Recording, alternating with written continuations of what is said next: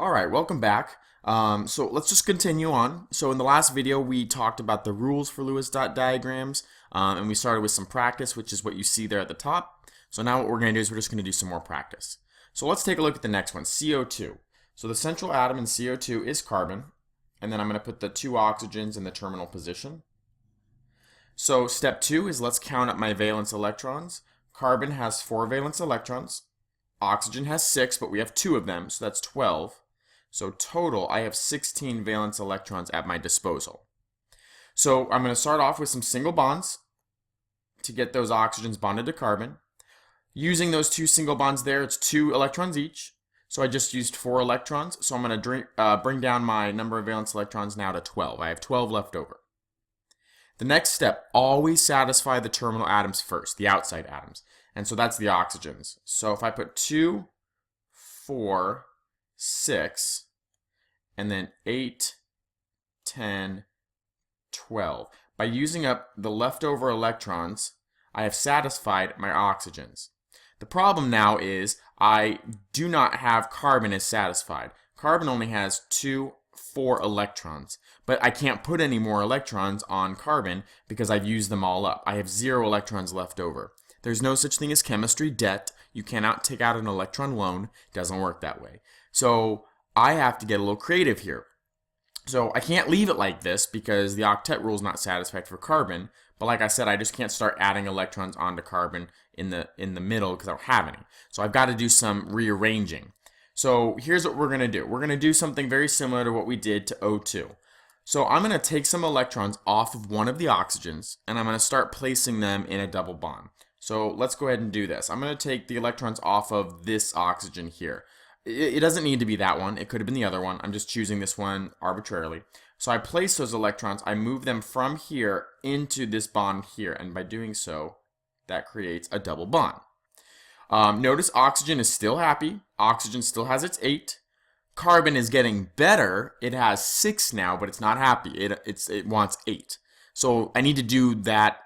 I need to do that same idea again. Now here's where you have some options. Either A, you can do that again from the same oxygen.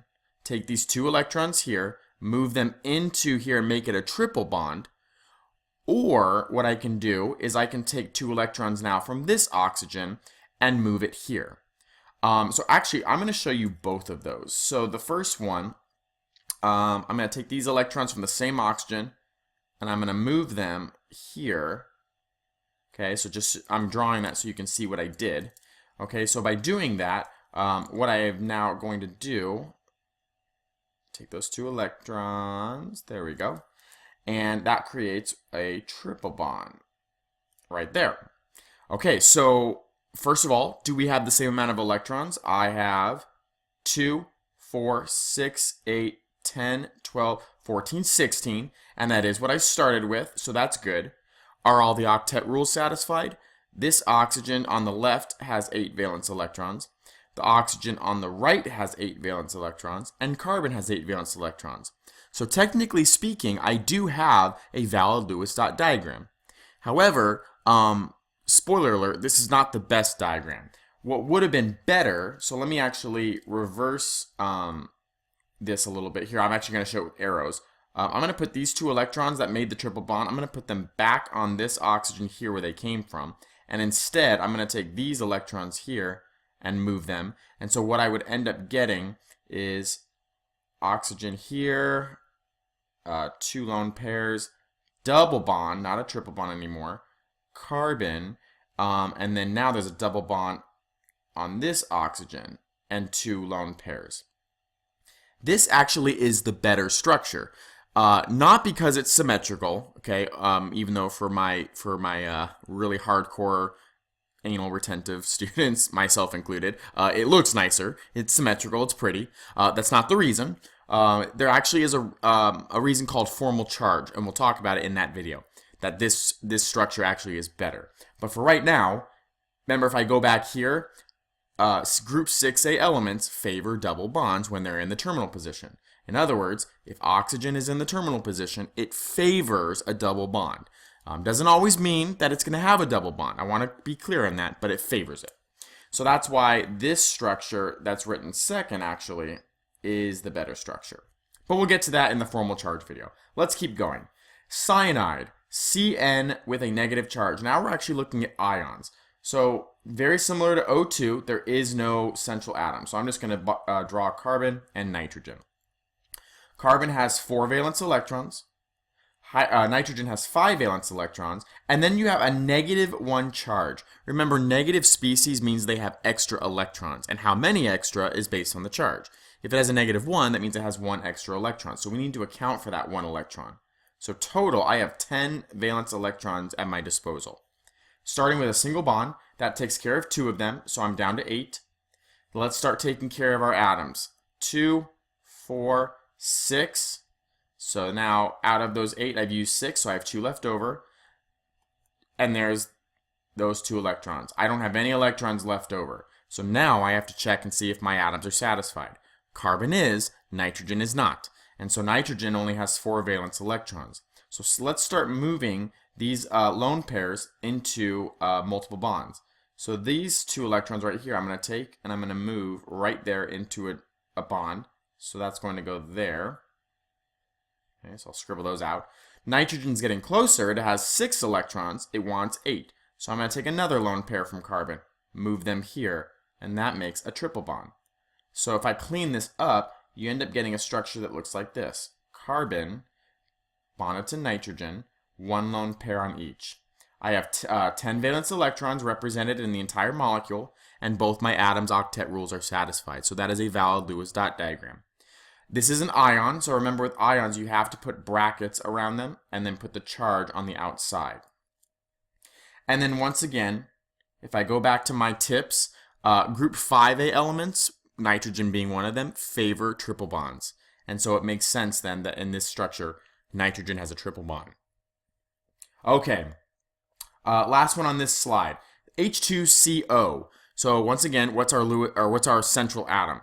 Definitely not hydrogen. Out of carbon and oxygen, it's going to be carbon. 1, because carbon is a common one, but 2, carbon's the least electronegative. And so we're going to go ahead and write carbon, and then you're going to have 2 hydrogens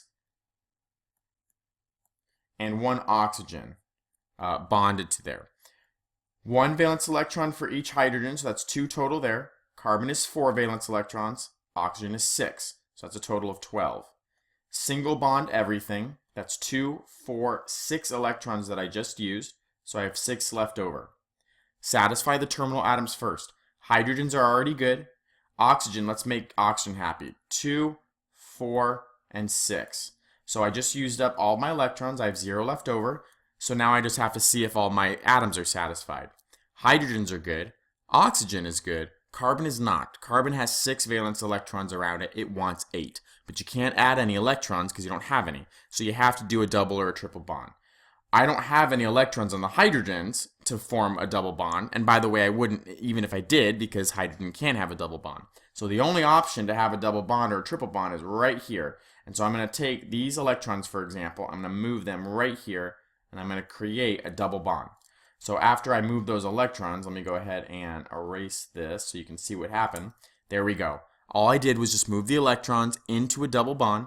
Now carbon has 8 valence electrons. All the octets are satisfied. And I have the right number of valence electrons total. There are 12.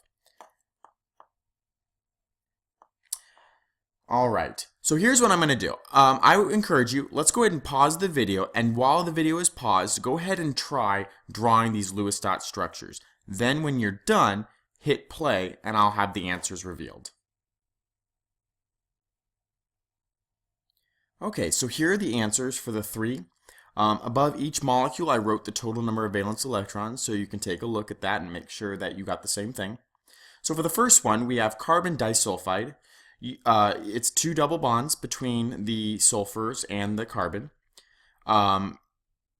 What I did was I wrote right below it the structure for carbon dioxide that we did on the previous slide. And the reason why I did that is because I wanted you to see that don't these structures look really similar? And the reason why is because all we did was we replaced oxygen, which was a group 6A element, with sulfur, which was another group 6A element. So that's a trend that I want you to notice. When you start replacing elements with other elements that are in the same group, and you have the same number, the Lewis dot structures are going to be the same. They're going to be structured the same way because their number of valence electrons is the same.